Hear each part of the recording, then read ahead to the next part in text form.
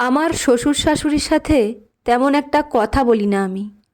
বিয়ের প্রথম প্রথম একটু আধটু বললেও এখন তো মাসের পর মাস চলে যায় কথা না বলে। কথা বলি না দেখে স্ত্রীর বিস্তর অভিযোগ আমার উপরে। বেশ কয়েকবার বাকবিতর্কও লেগেছে দুজনের মাঝে। এসব করেও কোনো কাজ হয় না দেখে আমার স্ত্রী এক প্রকার হাল ছেড়ে দিয়েছে। আমার কথা হলো, শ্বশুর শাশুড়ি তো গুরুজন, তাদের সাথে ঠিক তেমনভাবেই আচরণ করা উচিত। অযথা কী এমন কথা বলবো। আর স্ত্রীর যুক্তি হলো, নিজের বাবা মায়ের কাছে যদি রোজ একবার করে ফোন দিয়ে খোঁজ নেওয়ার সময় থাকতে পারে, তাহলে তার বাবা মায়ের ক্ষেত্রে কেন উল্টোটা হবে? রোজ না হলেও সপ্তাহে অন্তত একটা দিন 1 মিনিট ফোন দিয়েও তো একটু খোঁজ নেওয়া যেতে পারে। খোঁজ যে ইচ্ছা করে নিই না তা বললে ভুল হবে। আসলে ফোন দেওয়ার পর কোনো কথা খুঁজে পাই না আমি। আর তাছাড়া তো তাদের মেয়ে আমার সাথেই থাকে, কোনো কিছু হলে তো জানতেই পারবো। এই সহজ কথাটা আমার স্ত্রী বোঝে না। কয়েক মাস আগের একটা ঘটনা। সেদিন অফিস থেকে ফিরে দেখি শ্বশুর আব্বা এসেছেন। ড্রয়িং রুমে বসে বসে ফাইজাকে নিয়ে খেলছেন। আমি বাসায় ঢুকতেই আব্বার চোখাচোখি হয়ে যাওয়াতে অপ্রস্তুত হয়েই সামান্য কুশল বিনিময় করে রুমে চলে গেলাম। ভেবেছিলাম ফ্রেশ হয়ে তারপর বাড়ির খোঁজ খবর নিব, কিন্তু ফ্রেশ হতে না হতেই বন্ধুর বাবার শরীর খারাপ হওয়ার খবর আসতেই হন্তদন্ত হয়ে আবার বেরিয়ে গেলাম। হাসপাতালের ঝামেলা মিটিয়ে যখন বাসায় ফিরলাম তখন বাড়িতে প্রায় রাত 11টা বাজে। রুমে ঢুকতেই দেখলাম নীলা আতশোয়া হয়ে হেলান দিয়ে বসে আছে। পাশের বালিশে ফাইজা ঘুমোচ্ছে। সারাদিন অফিস করে তারপর আবার হাসপাতালের ছুটোছুটি করে শরীরটা একেবারে নাজেহাল অবস্থা তখন। ক্লান্তিতে শ্বশুর আব্বার কথা বেমালুম ভুলে গিয়ে বিছানায় চিৎপটাং হয়ে ঘুমের সাগরে ডুব দিলাম। পরদিন সকালে নাস্তার টেবিলে গিয়ে শ্বশুর আব্বার কথা মনে হলো। নীলাকে জিজ্ঞাসা করাতে সে উত্তর দিল তিনি গতকাল সন্ধ্যায় চলে গিয়েছেন। আমি আর কোনো প্রশ্ন না করে নাস্তা সেরে অফিসের উদ্দেশ্যে বেরিয়ে গেলাম রোজগার মতো। এরপর কেটে গিয়েছে কয়েক সপ্তাহ। একদিন বাজার থেকে ফেরার সময় নেহার চাচার সাথে রাস্তায় দেখা হলে চাচা আমাকে ডাক দিয়ে বলল, বাবা, বৌমার সাথে কি কিছু হয়েছে তোমার? আমি একটু অবাক হয়ে বললাম, কই না তো চাচা, কেন? না মানে পরশুদিন রাস্তায় বৌমার সাথে দেখা হয়েছিল। মেয়েকে নিয়ে স্কুল থেকে ফিরছিল মনে হয়। আমাদের মুখোমুখি দেখা হওয়ার পরও বৌমা আমার সাথে কোনো রকম কথাবার্তা না বলেই পাশ কাটিয়ে চলে গেল। ভাবলাম হয়তো খেয়াল করেনি, কিন্তু আমি কয়েকবার বৌমা বৌমা করে ডাকও দিলাম, কিন্তু শুনলই না আমার কথা। হনহনিয়ে চলে গেল। বৌমা তো এমন ছিল না। আগে তো আমি না দেখলেও বৌমা এগিয়ে এসে সালাম দিয়ে কুশল বিনিময় করত। মনে হয় খেয়াল করেনি চাচা। আচ্ছা, আমি বাসায় গিয়ে জিজ্ঞাসা করব। ভালো থাকবেন চাচা, এখন যাই তাহলে। তার কিছুদিন পর অফিসের কলিগ রিহান ভাই একদিন কথায় কথায় বলল, আচ্ছা, তোমাদের দাম্পত্য জীবনে কি কোনো কিছু নিয়ে ঝামেলা চলছে? কিছু হয়েছে? রিহান ভাইয়ের এমন কথাতেও খানিকটা অবাক হলাম। বললাম, কি যে বলেন না ভাই, আমাদের আবার কি সমস্যা হবে? কিন্তু হঠাৎ করে এমন কেন মনে হলো আপনার? গতকাল রাতে তোমার ভাবি বলছিল কয়েকদিন আগে নাকি একটা শপিং মলে নীলার সাথে তার দেখা হয়েছিল। তোমার ভাবিকে দেখেও সে নাকি কোনো কথা বলেনি। আবার অবন্তী নিজে গিয়ে ডেকে কথা বলতে গেলেও নাকি সে ব্যস্ততা দেখিয়ে চলে গিয়েছে। বান্ধবীদের সামনে অবন্তীর মান সম্মানের কথাটা একবারও ভাবল না মেয়েটা। নীলার এমন ব্যবহারে অবন্তী খুব কষ্ট পেয়েছে। নীলার থেকে এমন ব্যবহার মোটেও আশা করিনি আমি। তুমি একটু বিষয়টা দেখো, বুঝলে? সাংসারিক চাপ আর অফিসের ব্যস্ততা দুই মিলিয়ে ওইসব ছোটোখাটো বিষয় নিয়ে ভাববার সময় কোথায়, তাই এড়িয়ে গেলাম। এর কিছুদিন পর একদিন দুপুরে মা ফোন দিয়ে বলল, বাবা মা দুজনেই কয়েকদিনের জন্য আমাদের এখানে আসছেন। শুনে বেশ খুশি হলাম আমি।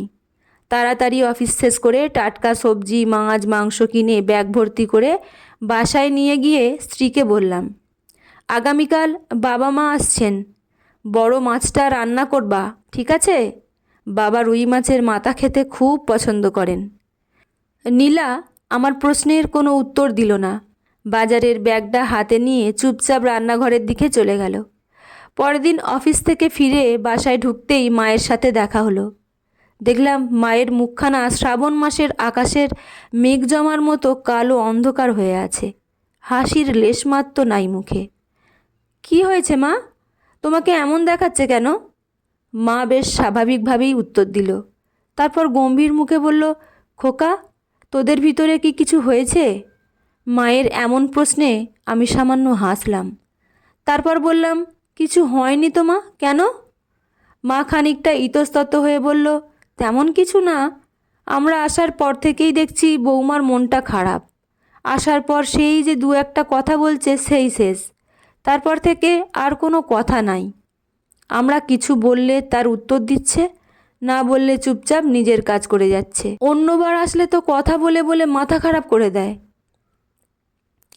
তোর বাবার কি লাগবে তা নিয়েও একটু পরপর এসে খোঁজ নেয়। এবার তো তার কোনো কিছুই দেখছি না বৌমার ভিতরে। বৌমা তো আমাদের সাথে কখনো এরকম করে না। নিশ্চয়ই তুই কিছু একটা করেছিস। মা, তুমি যে কি বলো না। আচ্ছা দাঁড়াও, দেখছি কি হয়েছে। এই নীলা, নীলা, কোথায় তুমি? বৌমা রান্নাঘরে। আর কোনো কিছু না বলে অফিসের কাপড়েই রান্নাঘরে গিয়ে দাঁড়ালাম। নীলা তখন রান্না নিয়ে ব্যস্ত। বললাম, এই নীলা, কখন থেকে ডাকছি তোমাকে। মা বলছে তুমি নাকি মা বাবার সাথে ঠিকমতো কথা বলছো না। কি হয়েছে? নীলা একটাবার আমার দিকে তাকিয়ে আবার মুখ ঘুরিয়ে রান্নার কাজে ব্যস্ত হয়ে পড়ল। আমি আর কথা না বাড়িয়ে রুমে চলে গেলাম। রাতে খাওয়ার সময়ও দেখলাম নীলা চুপচাপ। বাসায় যে বাবা মা এসেছে সেদিকে তার বিন্দুমাত্র খেয়াল নেই। কোনো এক গভীর চিন্তার জগতে ডুবে আছে যেন। নীলা, বাবাকে মাছের মাথাটা তুলে দাও। বাবার প্লেটে তরকারি নাই, দেখতে পাচ্ছ না? নীলা এবার মুখ খুলল। ঝাঁঝালো স্বরে বলল, কেন, তোমার কি হাত নাই? আমাকেই কেন সবসময় সব কিছু করতে হবে? নিজের বাবা মা এসেছে, নিজেই তো একটু করতে পারো। নীলার এমন কথায় সবাই স্তব্ধ। বোকার মতো চেয়ে বসে রইলাম কিছুক্ষণের জন্য। বাবা মা তো ভূত দেখার মতো বিস্ময়ের দৃষ্টিতে একে অপরের দিকে চাওয়াচাই শুরু করে দিয়েছে। কি বলছো এসব? মাথা ঠিক আছে তোমার? কেন, আমাকে কি মেন্টাল মনে হয় তোমার? এতদিন তো আমিই সব কিছু করেছি। এবার না হয় তোমার বাবা মায়ের সেবা যত্নটা তুমিই করো। আমি কিছু বলতে যাচ্ছিলাম, মা আমাকে থামিয়ে দিয়ে বলল, আচ্ছা আমিই তুলে দিচ্ছি। মা বাবার প্লেটে মাথাটা তুলে দিলেও বাবা আর ভাত খেলো না। খাবারের প্লেট নিয়ে কিছুক্ষণ নাড়াচাড়া করার পর উঠে গেলেন।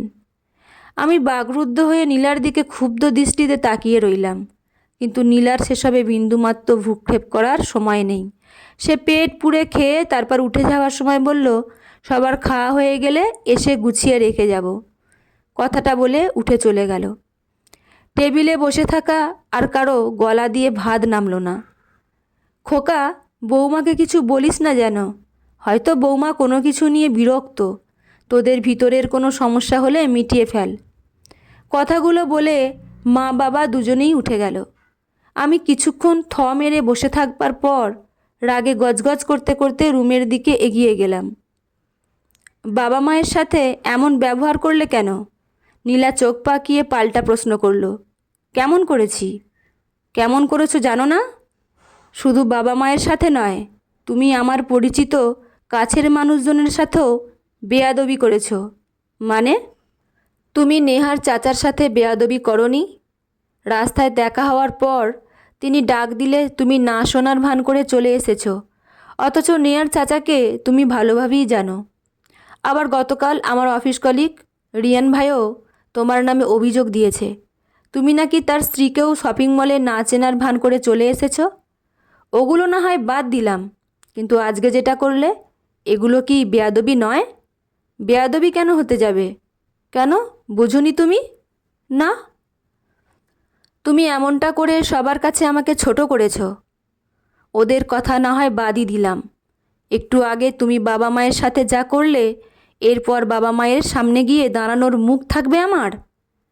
কিছুই তো করিনি আমি। আমি তো সংসার করছি তোমার সাথে। তোমাকে কোনো আঘাত দিয়ে কথা বলেছি? বলিনি তো। তাহলে বাইরের লোকজনদের টেনে খামোখা অশান্তি কেন বাড়াচ্ছ? বাইরের লোক? আমার বাবা মা বাইরের লোক তোমার কাছে? নীলার এমন কথা শুনে আমার ভিতরের হিংস্র পুরুষত্ব জেগে উঠল। নিজেকে আর দমিয়ে রাখতে না পেরে সজোরে নীলার বাম গালে একটা থাপ্পড় বসিয়ে দিলাম। নীলা থাপ্পড় খেয়ে কিছুক্ষণ চুপচাপ থাকার পর ছলছল চোখে হেসে উঠল। নীলা কি পাগল হয়ে গিয়েছে? থাপ্পড় খেয়েও বেহায়ার মতো হাসছে। রাগ আমার তখন 7 আসমানে। দেখিয়ে দিলে তো নিজের পুরুষত্ব। আজ তোমার কাছের মানুষজন আর তোমার বাবা মায়ের সাথে খারাপ আচরণ করেছি দেখে তোমার মাথায় আকাশ ভেঙে পড়েছে। বুকের মাঝখানে যন্ত্রণা শুরু হয়ে গিয়েছে। আকাশ সমান ক্ষোভের জন্ম নিচ্ছে। আর তুমি যে দিনের পর দিন আমার বাবা মাকে অবহেলা করে এসেছ, সেগুলো কথা না বলা যদি অপরাধ না হয়, তাহলে আমার গায়ে কোন অপরাধে হাত তুললে তুমি? তুমি না সবসময় বলতে গুরুজনদের সাথে আবার কি এত কথা বলবো? আর তাছাড়া তুমি তো আছোই তাদের খোঁজ খবর নেয়ার জন্য। তাহলে আজ কেন আমার গায়ে হাত তুললে? আমিও তো সেম একই কাজটা করেছি। তুমি আর আমি এক না, তবে যদি কখনো এক ভাবতে তাহলে এমনটা করতে না।